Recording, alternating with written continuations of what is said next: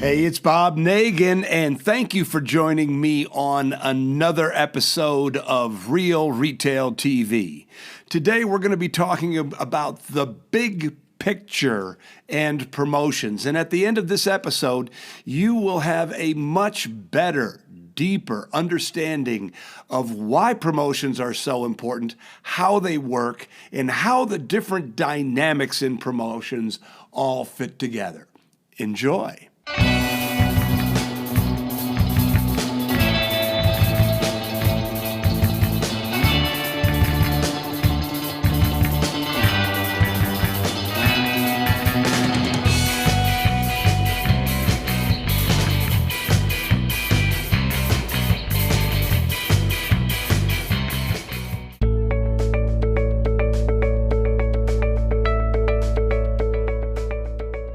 Let's take a 30,000-foot view of promotions. And when we talk about 30,000 feet views, what we're talking about, you know how when you're in an airplane, you look out of the window of the airplane from 30,000 feet and you can see the entire landscape. You can sort of see everything. You get the big picture.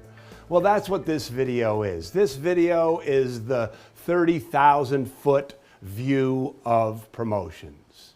So when you start thinking about promotions, first of all, start with thinking about the purpose. You want to start with the end in mind. A mistake that a lot of people make is they just have a promotion. They have an idea or see somebody do something and they just start. And although you know I am a big proponent of just starting, when you know what you're trying to do, you can make your promotions a lot more effective. So let's talk about a couple of purposes, things you might want to do with your promotions, an end in mind. First of all, one of the reasons to have promotions or a promotion is to activate your existing customers, to excite your existing customers, to get your existing customers in your store. And again, we're coming back to that old concept. When you get them into your store more often, you're going to get more transactions from them and you're going to build the lifetime value. So another sort of ancillary strategy here, purpose, is to build relationships.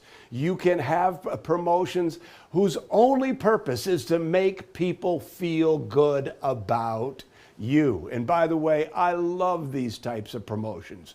Pure gives. I'm going to have a party. Come on in. Have a good time on me. I love you. I want you to feel good about our relationship. Another purpose is to get new customers. You can build promotions specifically to get new customers into your store. So that is another purpose of a promotion. Another promotion purpose could be to acquire email addresses or addresses. What are you trying to do? Have a promotion specifically to build your customer database. You can have a promotion whose purpose is to strengthen your core strategies. Remember, we talked about your primary marketing message? Well, you can have promotions that's primary purpose is to reinforce and make stronger and to communicate your PMM, your primary marketing message. Promotions are great opportunities for publicity. We have a client who went for a Guinness Book of World Records. He didn't, but one of his staff members did, for eating the most crickets. Well, there's no value in eating crickets other than generating publicity. And it did generate publicity. The most common purpose for a lot of independent retailers to have a promotion is to generate cash and reduce inventory. A clearance sale, a sidewalk sale are examples of this. But the reason that we kept this last, these two reasons, purposes for promotions came last, is because I want you to think about the fact that there are other reasons, there are other purposes to do promotions. Absolutely. Generating cash, reducing inventory are two wonderful purposes, and I would encourage you to have those type of sales, those type of events, but they are not the only type of promotions. They are not the only purpose for having a promotion or a special event. So the purpose of your promotion is very important, and when you start with the end in mind, you're going to be a lot more effective and efficient. But there's also the timing of your promotions. When are you going to have your promotions?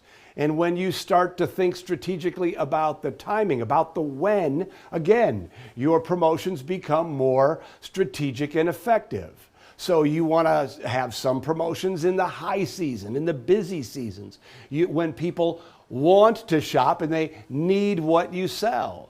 But of course, we want to have promotions in the off season when cash is tight and you need to generate money. Both of these are legitimate times to have promotions. You just need to be thoughtful about when you're doing what. You can also have promotions on weekdays. Weekdays promotions are a great way to build your sales in the middle of the week. Weekend promotions are a great way to get more people in at a time when they are free and they can come in.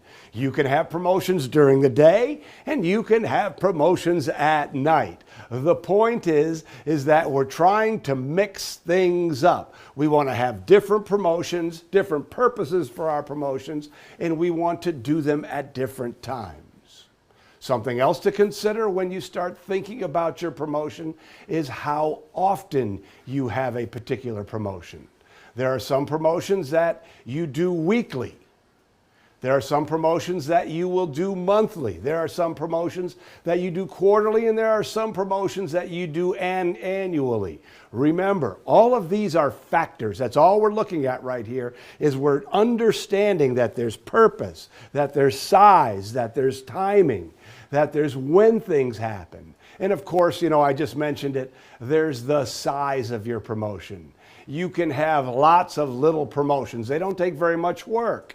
You can have medium-sized promotions. Maybe that would be a promotion for a particular type of your customer, a subset of your customer database. You can have big promotions. Personally, I love big promotions. And what I love the most is what we call blowout promotions. That I'm all in promotion, where you just really, pull out all the stops and do something truly spectacular. So do you see, all of these factors come into play when you start to build out your calendar. But when you start to build out your calendar, I'd like you to think of this visual. And the visual is string the necklace. So do you see this picture of the necklace in front of you? Do you see how it's proportional? Do you see how it's thoughtful? There are a couple of big pieces in the middle. Those would be your big promotions and your blowout promotions. But there's also lots of little ones and medium-sized stones in the necklace. And that's how I'd like you to think about building your calendar. You want to have the right amount of the right promotions at the right time with the with the right purpose. So creating your calendar is a really important part of being a savvy marketer. So when you go through the videos in the marketing kit, I would encourage you to have a calendar in front of you. Personally, I like a big calendar where you can write lots and lots of ideas. But the point is, until you create a calendar that you can look at and see and visualize, it becomes difficult to really understand how that necklace, to sort of mix my metaphors here, how that necklace really works. So I'm encouraging you to really work on a calendar. Get it on paper. Look at it.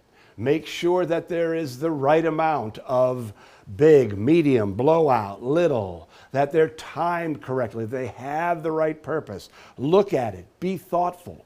Be strategic. Be efficient. Be effective. I want you to recognize that when you build a calendar, it's merely the beginning. So let's say you build a calendar for the rest of this year.